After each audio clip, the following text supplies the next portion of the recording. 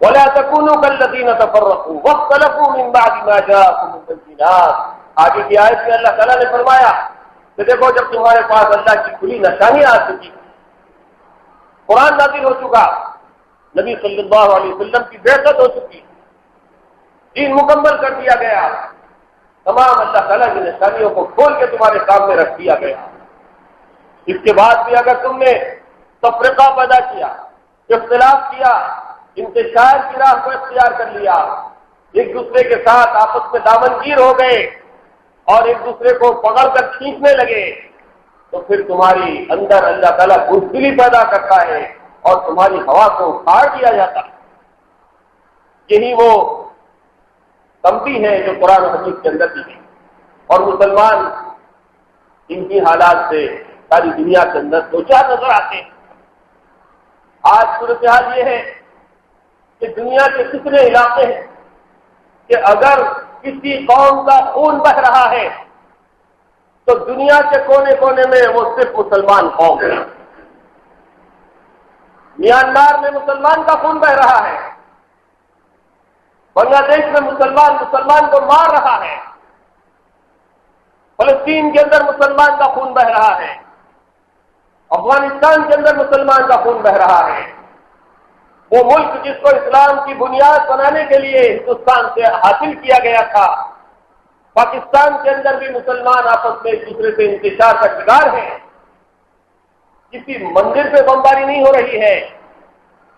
لیکن مسجدوں کے اندر ہی مسلمان ایک دوسرے پر بم اندازی کر رہے ہیں، مذہبی جلوسوں کے اوپر بم اور گولیوں سے فائر کیا جا رہا ہے۔ کوئی دن ایسا ہے، کوئی تاریخ ایسی ہے جس کے اندر جب ہم اخبار اٹھا کر دیکھتے ہیں، جب ہم نیوز سننے کے لیے بیٹھتے ہیں، تو کوئی دن کوئی تاریخ برسا برس کہ کہیں فلسطینی کا خون بہ رہا ہے وہ مسلمان، افغانیوں کا خون بہ رہا ہے وہ مسلمان، پاکستانیوں کا خون بہ رہا ہے وہ مسلمان، عراقیوں کا خون بہ رہا ہے وہ مسلمان، چیچنیوں کا خون بہ رہا ہے وہ مسلمان، بنگلہ دیشیوں کا خون بہ رہا ہے وہ مسلمان، اور ہمارے ملک کے اندر بھی اگر کوئی قید و بند کی شعوبتوں کے اندر گرفتار کیا جا رہا ہے تو وہ سب مسلمان ہیں۔ بتائیے، انسانی حقوق کا یہ دور جس کے اندر اقوام متحدہ میں انسانی حقوق کے نام سے ایک مستقل محکمہ کام کر رہا ہے، جو ملزمین، مجرمین، قیدیوں اور جنگی قیدیوں کے حقوق کا تحفظ کرنا چاہتا ہے، لیکن وہ اپنے مشن کے اندر بری طرح سے ناکام ہے۔ امریکہ جیسا ملک جس کو آزادی کا ہب قرار دیا جاتا ہے، بنیاد قرار دیا جاتا ہے،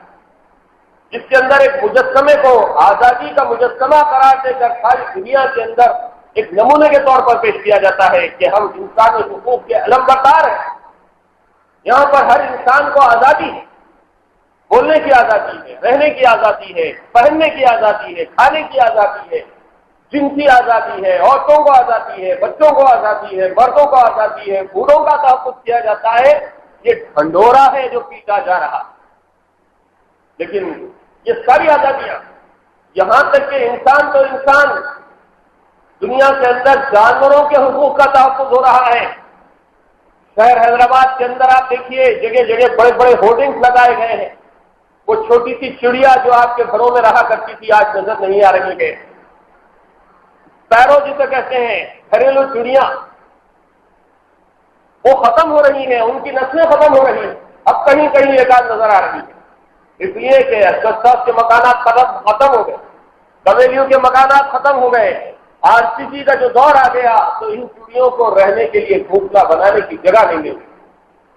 درخت کاٹ دیے جا رہے ہیں، شہروں سے درخت صاف، جنگلوں کا صفایا ہو رہا ہے، تو یہ چڑیاں ہی کیا مختلف جانور ختم ہو رہے ہیں۔ تو ملک کے اندر بھی اور دنیا کے اندر بھی جانوروں کی نسلوں کے تحفظ کا اہتمام کیا جا رہا ہے۔ شیر کے شکار پہ پابندی ہے اور کالی ہرن کے شکار پہ پابندی ہے۔ دنیا کے بڑے بڑے لوگوں کے اوپر مقدمات دائر کیے گئے ہیں کہ انہوں نے غیر قانونی طور پر کالے ہرن کا شکار کیا، فلاں نے شیر کی چمڑی کو شکار کر کے فروخت کیا لاکھوں روپے میں، اس کے اوپر مقدمات ہیں، لیکن ان جانوروں کے اندر. اور آگے آپ پڑھیے کہ کتوں کا تحفظ کیا جاتا ہے. امریکہ کے اندر کتوں کا ایسا تحفظ کیا جاتا ہے کہ لوگ اگر کسی کے کتے کے ساتھ چھیڑخانی کرتے ہیں، اس کو مارنے کی کوشش کرتے ہیں، اس کو غلط غذا کھلا دیتے ہیں، تو وہ کتے کا مالک عدالت میں اس شخص کے خلاف مقدمہ دائر کر سکتا ہے. اگر ڈاکٹر علاج کرنے میں، کتے کا علاج کرنے میں، جانوروں کا ڈاکٹر اگر کتے کا علاج کرنے میں کوتاہی اور لاپرواہی کرتا ہے تو اس کے خلاف مقدمہ دائر کر کے اس ڈاکٹر سے ہزاروں ڈالر ہرجانہ وصول کیا جاتا ہے. ہمارے شہر کے ایک ڈاکٹر صاحب ہیں امریکہ کے اندر، جانوروں کے ڈاکٹر ہیں. ایک مرتبہ ایک امریکی نے اپنے کتے کا علاج ان سے کروایا. اتفاق کی بات ہے وہ کتا یا مر گیا یا اور زیادہ بیمار ہو گیا، تو کتے کے مالک نے ان کے خلاف امریکہ کی عدالت میں مقدمہ دائر کر دیا. 10 سال تک مقدمہ چلتا رہا اور اس کے بعد ہزاروں ڈالر ڈاکٹر صاحب کو کتے کے مالک کو ادا کرنا. یہی نہیں، ہمارے شہر میں امریکہ کے صدر کلنٹن کا جب دورہ ہوا تھا، آج سے 10-12 سال پہلے کی بات ہے، تو اس کے ساتھ جو ڈیلیگیشن آیا تھا اس میں ایک بہت بڑی تعداد امریکی کتوں کی بھی تھی، اور وہ سارے کتوں کے لیے دلی کی ایک ہوٹل کے تمام رومز کو بک کر دیا. کتوں کے لیے، کلنٹن کے کتوں کے لیے دلی کی 5 اسٹار ہوٹل کے کمروں کو بک کیا گیا تھا اور ان کی بھرپور نگہبانی سیکورٹی کے اندر ہو رہی تھی. تو دنیا میں کتوں کا تحفظ ہے، چڑیوں کا تحفظ ہے، ہرنوں کا تحفظ ہے اور شیروں کا تحفظ ہے. لیکن آپ دیکھیے کہ اسی دنیا میں، اسی امریکہ میں، اسی عراق میں امریکیوں نے، اسی افغانستان میں امریکیوں نے، اسی پاکستان میں امریکیوں نے جو سلوک مسلمانوں کے ساتھ کیا ہے، اس کے اوپر اگر نظر ڈالی جائے تو پتہ چلتا ہے کہ مسلمان انسان تو دور کی بات ہے، اس کے حقوق کا ایسا بھی تحفظ نہیں کیا جاتا جیسے کتوں کے حقوق کا تحفظ کیا جاتا ہے، جیسے چڑیوں کے حقوق کا تحفظ کیا جاتا ہے، جیسے شیروں اور ہرنوں کے حقوق کا تحفظ کیا جاتا ہے. جانوروں سے زیادہ بدتر سلوک اس وقت مسلمانوں کے ساتھ دنیا تمام میں کیا جا رہا ہے، جس میں ہمارا ملک ہندوستان میں شامل ہے. آپ نے دیکھا ہوگا اخبارات میں گزشتہ ہفتے پرسنل لا بورڈ کی طرف سے جو رپورٹ شائع ہوئی، ابھی تازہ اجلاس پرسنل لا بورڈ کا ہوا، تمام ملک کے علماء اس کے اندر جڑ گئے اور انہوں نے ریزولوشن پاس کیا، قراردادیں منظور کی، اور اس کے اندر یہ بات حکومت کے ساتھ واضح کر دی گئی کہ گزشتہ 10-20 سالوں سے ملک کے مختلف عدالتوں کے اندر 10,000 سے زیادہ مسلمان نوجوان قید کیے گئے ہیں جن کے اوپر کوئی مقدمہ شروع بھی نہیں کیا گیا، کئیوں کے اوپر مقدمات بھی شروع نہیں کیے گئے ہیں. ان کے لیے لڑنے والا کوئی وکیل نہیں، کوئی قانوندان نہیں ہے، کوئی جماعت نہیں ہے، کوئی تنظیم نہیں، مقدمے کا آغاز ہی نہیں ہو سکا. اور جن کے خلاف مقدمے دائر کیے گئے، جن کے اندر تھوڑا دم خم تھا، جو لڑنے کی طاقت و قوت رکھتے تھے، انہوں نے وکیل کھڑا کیے، انہوں نے لڑائی لڑی قانوناً. تو جس نوجوان کے اوپر مقدمے دائر کیے گئے تھے، آپ دیکھ رہے ہیں 1-2 نہیں، سینکڑوں نہیں، کئی ہزار مسلمان نوجوانوں کے اوپر جو الزامات تھے وہ ثابت نہیں ہو سکے اور ان کو باعزت بری کرنے پر قانون کو مجبور ہونا پڑا، عدالتوں کو مجبور ہونا پڑا. جو مسلمان نوجوان جیل میں گیا ظلمن غیر ضروری بغیر کسی ثبوت کے، پولیس اس کے خلاف ثبوت پیش نہیں کر سکتی. اس کے اوپر جو الزامات آئے تھے دہشت گردی کے یا ملک کے خلاف لڑائی اور جنگ کرنے کے یا یہ اور وہ، کسی مسلمان کے خلاف وہ مقدمات ثابت نہیں کیے جا سکے اور ان سب کو الحمدللہ باعزت بری کرنا پڑا. کتنے مسلم نوجوان ہیں. ہمارے شہر کے حالات دیکھیے، مکہ مسجد بم بلاسٹ کے تعلق سے، لمبنی پارک اور گوکل چاٹ کے بم بلاسٹ کے تعلق سے کتنے مقدمات درج کیے گئے تھے. برسوں جیل کی تہمتیں برداشت کرنے کے بعد ان نوجوانوں کو دفاع کرنا پڑا اور جن کے خلاف پولیس نے قتل کا جرم عائد کیا یا ان کے انکاؤنٹر کیے، وہ بھی مقدمات کے اندر مسلم ثابت نہیں کیے جا سکے. یہ سب حالات بتا رہے ہیں کہ ملک کے اندر بھی، شہر کے اندر بھی، ریاست کے اندر بھی مسلمان حکومتوں کے ظلم و ستم کا شکار ہے۔ ایسی صورتحال میں ہمارا اور آپ کا کیا فریضہ بنتا ہے؟ قرآن مجید کی آیتیں اور احادیث، نبی کریم صلی اللہ علیہ وسلم کے اقوال جو آپس میں مسلمانوں کو ایک دوسرے کا بھائی کراتے تھے، وہ ہمیں للکار رہی ہیں کہ مسلمان آپس میں ایک دوسرے کے بھائی، وہ کسی مصیبت میں گرفتار ہو جائیں، کسی پریشانی کے اندر پکڑ لیے جائیں، پولیس ان کو پکڑ لے، جیسے کہ ابھی سلسلہ چل رہا، کل کی بات ہے، گلشن اقبال کالونی سے ایک ہی گھر کے 5 لوگوں کو پولیس اٹھا کر لے گئی رات کے 1-1:30 بجے۔ راتوں میں پولیس گھستی ہے اور لوگوں کو پکڑ کے لے جاتی ہے۔ میرا اور آپ کا اسے میں فریضہ کیا؟ ہم اور آپ متحد رہیں، یہ نہ سوچیں کہ وہ بازو والے ہیں، کچھ کرے ہوں گے بھائی اس لیے پولیس لے جا رہی، ہماری سوچ یہ کچھ تو کچھ ہوگا، ارے اس سے مت ملو، اپنے بچوں اور اس سے مت ملو، اس کا تعلق فلاں تنظیم سے، فلاں تنظیم پولیس لے گئی تھی۔ ہم خود اپنے بھائی کو دور کر دیتے،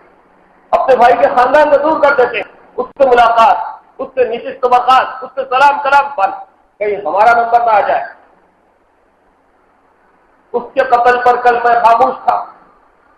آج میرا نمبر آیا اور تم خاموش ہو، آج تم خاموش ہو، کل تمہاری باری آنے والی۔ یہ سلسلہ چل رہا ہے، اس لیے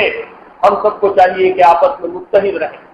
جو کچھ بھی مدد ہم اپنے بھائیوں کی، اپنے خاندانوں کی، اپنے پڑوسیوں کی، اپنے رشتے داروں کی کر سکتے ہو، وہ بھرپور مدد کریں۔ اس وقت دنیا تمام میں جیسے کہ میں نے عرض کیا ہر ایک کے حقوق کا تحفظ ہے، لیکن مسلمانوں کے حقوق کا کوئی تحفظ نہیں ہے، اور بغیر کسی ثبوت کے، بغیر کسی پروف کے کہیں پر کوئی حادثہ رہا ہے تو دوسرے ہی لمحے بلکہ اس سے کچھ پہلے ہی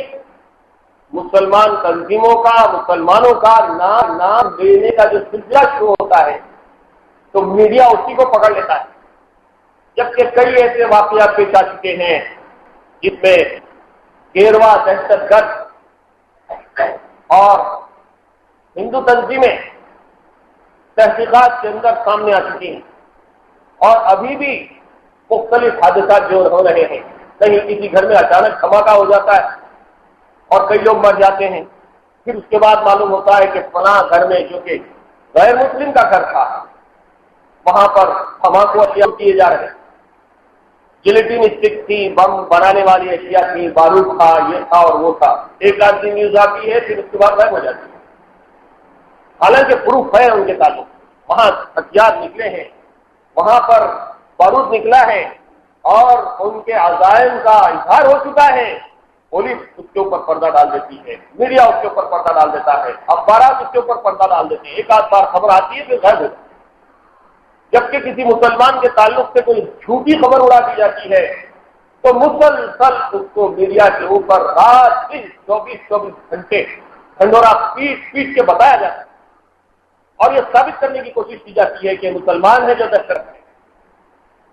یہ فلاں تنظیم والے، فلاں تنظیم والے۔ ایک اور چھوٹی سی بات کی وضاحت کر دوں اس موقع پر، اس کی وجہ یہ بھی ہے کہ ان کو یہ بات کا اندازہ بھی ہے کہ یہی وہ قوم ہے جو سب سے زیادہ تشدد کا شکار ہوئی، ہم نے ان کو بہت ستایا ہے، بہت تیز کیا ہے، بہت مارا پیٹا ہے، بہت پکڑ کی ہے، بہت ان کے اوپر ہم نے مقدمات درج کیے، اس لیے ڈر بھی اگر ان کو ہے تو ہم سے ہی انوائز کر سکتے ہیں، ان کچھ مارتے نا ہم انوائز کریں، یہ بھی ایک وجہ ہے کہ رات دن ان کو مسلمانی خواب میں آتے رہتا ہے۔ تو حاضرین کرام، یہ تو حق ہے،